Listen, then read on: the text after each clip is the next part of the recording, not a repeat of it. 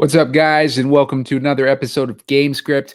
I'm looking at the Buffalo Bills versus the Jacksonville Jaguars in this one, and the Bills are 5.5-point favorites, but is there a way that Jacksonville might be able to pull this one off and help us out with our showdown lineups? Let's take a look at that right after this.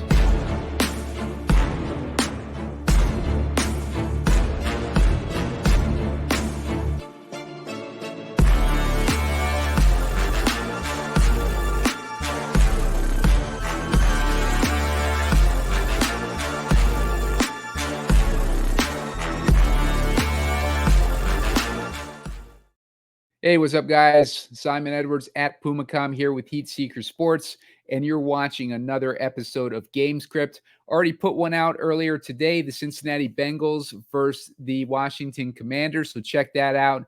Also got up a two-game slate show with Bob Gomes from Roto Grinders. That is up on my YouTube page right now, so you can check that out as well. This game, I'm breaking down the Washington Commanders versus the Jacksonville Jaguars versus the Buffalo Bills. It's a 45.5-point total with Jacksonville as 5.5-point dogs in this one. Before I get into it, make sure to hit that like button. Looking for 30 likes to trigger a shorter video later on. Also, make sure to subscribe to the channel. You're going to want to be subscribed for all the content coming out, and you sign up for alerts through that so that you get alerted whenever one of these shows or videos gets posted. So make sure to do that. And let's dig into this player pool. All right, so we're looking at a game where Buffalo should be probably, pretty heavily owned. The only problem with them is they don't have a lot of marquee names on the team right now. So that might, distribute the ownership a little bit more than it would have been if it was like Steph Diggs and Gabe Davis and whatnot on the team. But this year, they're dealing with a hodgepodge of receivers like we see with Kansas City every year. So it's a little bit trickier to build these lineups, but you can be assured that Josh Allen will likely be the heaviest owned captain. So we'll do that for our first build.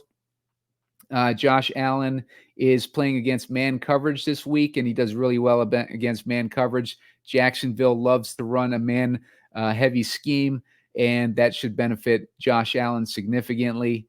And, the last thing that you want with Josh Allen is to give him more of an advantage, but he does really well against man coverage. And you see he scored 32 DraftKings points in week 1, about 10 in week 2. Cook came out of nowhere, got 3 touchdowns against us. I recommended against starting him last week, and he ended up getting 3 touchdowns on like his first 6 touches. So ended up absolutely snowballing and just wrecking any chance I had of making money that night. Actually, I actually ended up making money on one lineup. I can't remember who I had in it, but it was somebody that was unexpected to do well. But yeah, absolutely just cratered any hopes of winning any tournaments last week with 3 touchdowns off his 6 touches or whatever ridiculous pace it was. Travis Etienne this week he's interesting to me with the situation in Buffalo. Last year, if you remember if you watched last year, my shows, they faced off in London or Germany. And one of the breakdowns that I was giving was there was injuries to the linebacking core, and I really liked Travis Etienne because of some of that situation going on there. And he ended up going off in that game for a captain number. We had him in the captain as a recommendation in that show, but he ended up doing really well in that game. And he finds himself in a game against Buffalo once again where they are missing linebackers. And the situation with Buffalo's defense this week might be advantageous to Etienne. Milano is out again, and Terrell Bernard is also out for the Bills this week. So, I'm looking at Etienne, and his situation should be pretty good. And he's been getting like a lot of negative talk about him based on his performance. He started out of the gate slow last season too, but he only has 12 DraftKings points and 14 DraftKings points so far this season. He scored a couple touchdowns though. He's got touchdowns in each game, but there's a lot of concern there about Tank Bigsby taking away a lot of the work.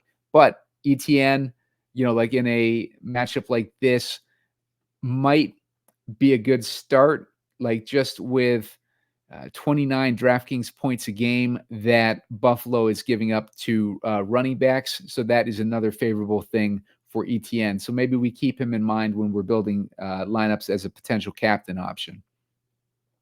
Cook, again, like I said, I'm not going to get back into that. I think that Cook's performance last week was more fluky. He has been getting more red zone opportunities, but every year people try to talk themselves on to Cook, and he ends up disappointing. And even though I got burned last week, I'm going to stick with not starting him this week, most likely. Trevor Lawrence, off to a slow start. He faces Buffalo last year. When they played in London, he ended up throwing for 300 yards. But Trevor Lawrence, like the past two games that Jacksonville has played against Buffalo, they've won. They beat them with what's his face, that horrible coach back in 2021, and they beat them in 2023. The 2021 game was a 9-6 ugly game, and 2023 was 25-20. So that was a more competitive game. More interesting game.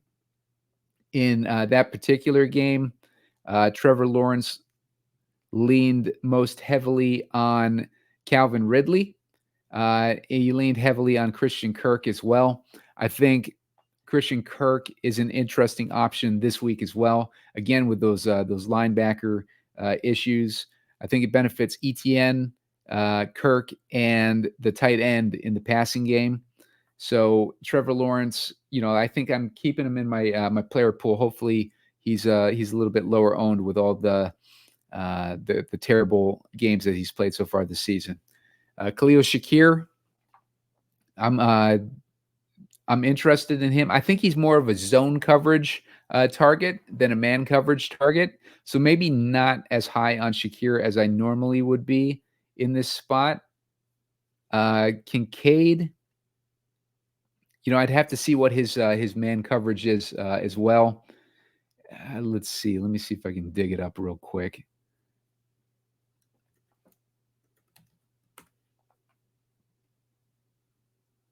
So versus the Bills, they haven't played a lot of man coverage this year, but the guys who've been targeted are Mac Hollins, Keon Coleman, and Khalil Shakir got one target. One target on 12 routes run, but only a 8.3% target rate versus Keon Coleman, who had a 20% target rate. That's one reception by Khalil Shakir, not one target. So Keon Coleman's been the guy that Josh Allen has targeted the most in man coverage, but Keon Coleman also only has one reception with those 20% targets. So something to keep in mind. I seem to remember like Curtis Samuel in the past being a guy that gets targeted in man coverage as well. So Curtis Samuel, I think, could be a guy that's interesting this week given the defense of Jacksonville. But Kincaid, as far as tight end points allowed, Jacksonville's only allowing 2.7 DraftKings points a game to tight ends. So I'm not entirely enthusiastic about Kincaid this week, but we'll see where we get to when we build lineups. Christian Kirk, more interested in Kirk. He's done well against Buffalo in the past, and I think, with the injury situation to Buffalo's secondary, I think Kirk makes a little bit more sense to me this week than maybe some of these other options.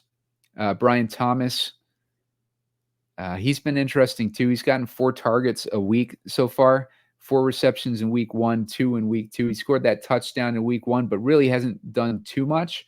But in a game that might be competitive, they might need him to step up. He's looking to be, maybe their top receiver on the year once he gets a little bit more experience under his belt.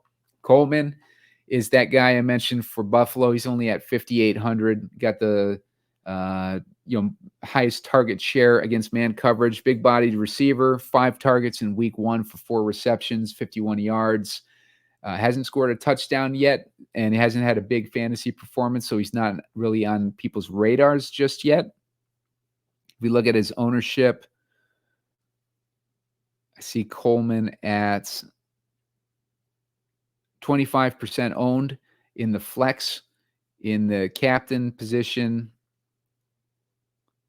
See if we can get an idea of Coleman. He's at 4.7. So if you think it's going to be a more competitive game, then I think Coleman makes sense in a captain role if you want to take on that extra risk. But that's a super risky play. But Keon Coleman with his man coverage, target share makes him interesting. And he's got a good target share in general as well. But yeah, man coverage, he was targeted heavily in. But he didn't deliver on it, so keep that in mind. Gabe Davis does well against this Buffalo defense scheme, and he should probably have a decent amount of ownership. There's a narrative going with him facing off against his old team, revenge narrative.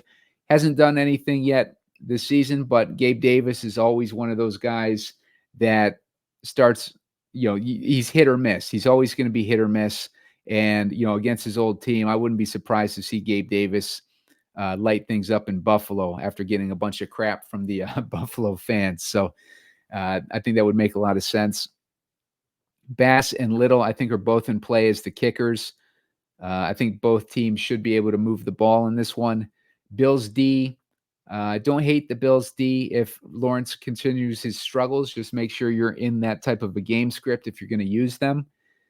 Curtis Samuel, as I mentioned, he hasn't been getting much work, but he came into the season with turf toe, so he's been hurt. If he's healthy, then we should see him start to get more work. Buffalo actively targeted him to bring him on the team, so they're going to use him eventually. They just haven't used him yet.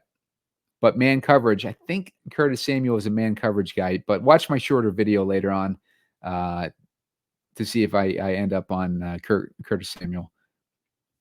Jaguars defense, same thing with Buffalo. Depends on your game script. Tank Bigsby, questionable tonight.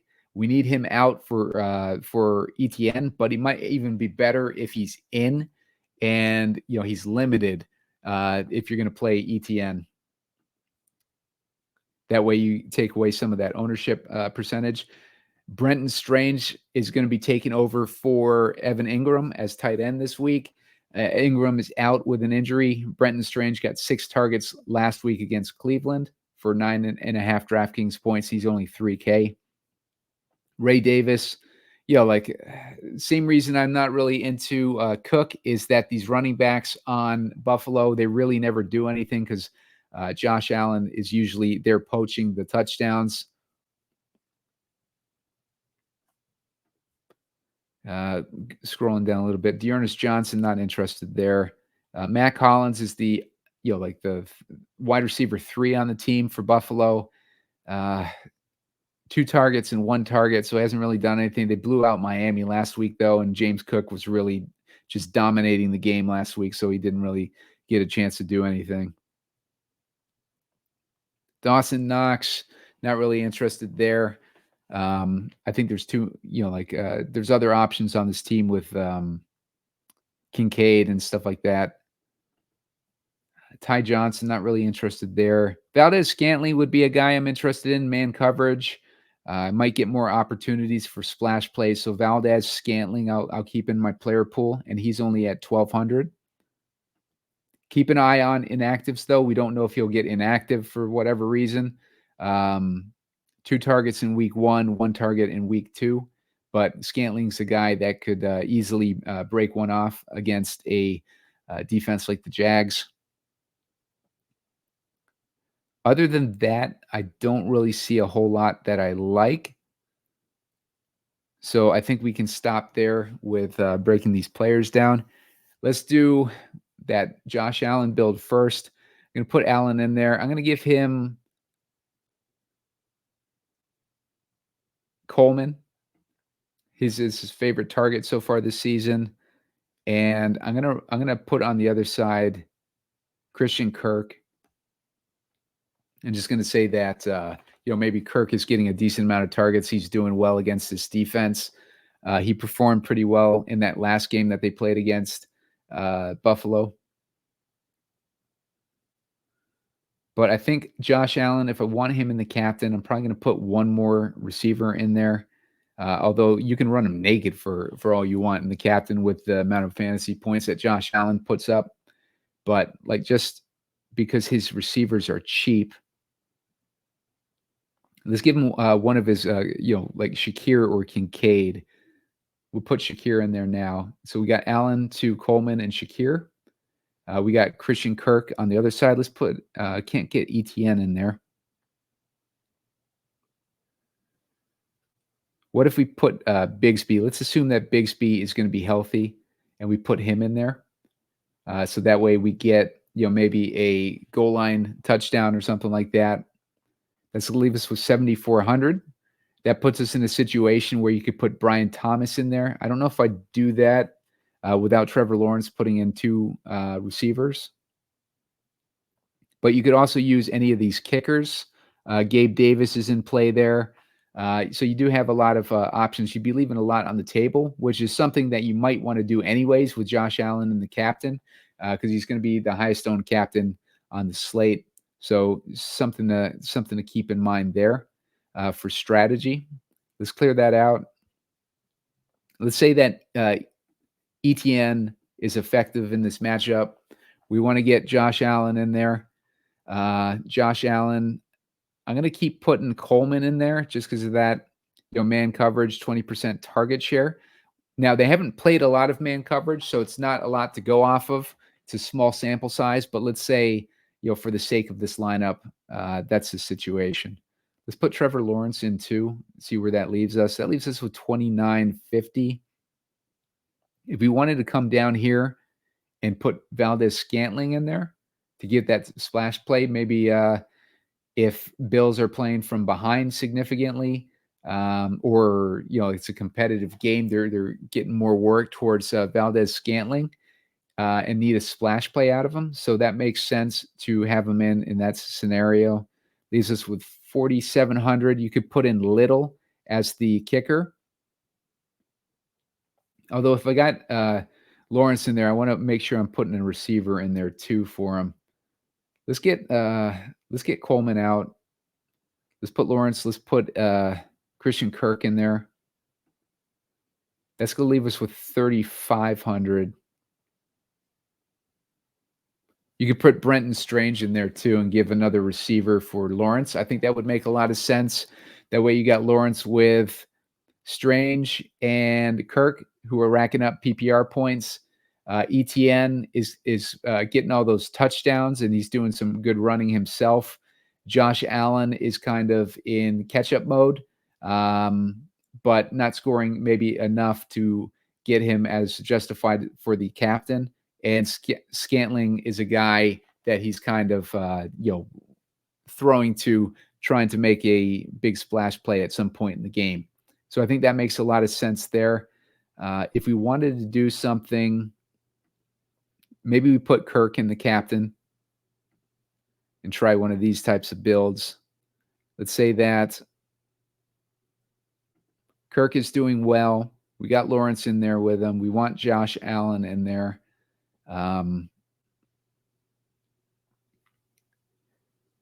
Let's try with Etienne in there too. It's going to leave us with 3,500 per guy.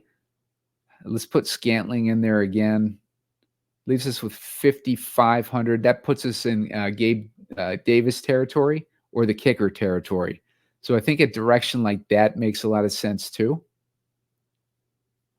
If you wanted to take Scantling out and maybe put in Samuel, leaves us with 2,700. You know what? Let's put in Strange because he's just too affordable here for his workload. 3K leaves us with 3,700. That's going to put the Jaguars D. Don't put it past Josh Allen to struggle and make mistakes. He's done it many times, and the Jacksonville Jags D could take advantage of that, but that'd be a 5-1 build in favor of the Jaguars with Josh Allen as the only guy on the Buffalo side. It definitely gets you different, but not something I'd necessarily want to direction I'd necessarily want to go in. If we want to take out Etienne, let's say that, maybe he's going to Kirk and Strange because it's a more pass-heavy game script. Let's give Allen Coleman again in this one. And that leaves us with 8,900. So you can get Shakir or Kincaid in a situation like that. That would give a second weapon to Josh Allen.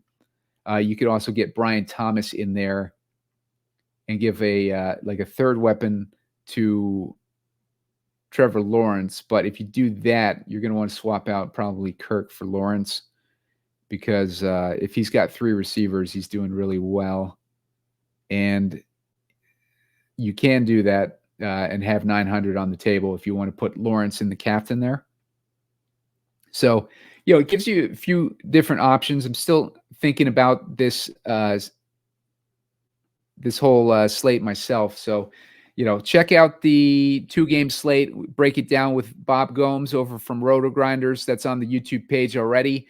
Subscribe to the channel. I'm looking for 1,000 subscribers. I'm already at 911. I'm trying to get there before the end of week 4. So I appreciate all the subscribers. And make sure to hit the like button, because the like button is going to trigger the next video once I hit 30 likes. And you're going to want to subscribe to the channel, as I mentioned, so you get alerts for when those shorter videos come out. So that's it for now, guys. Keep an eye out for those short videos, and I will see you guys later.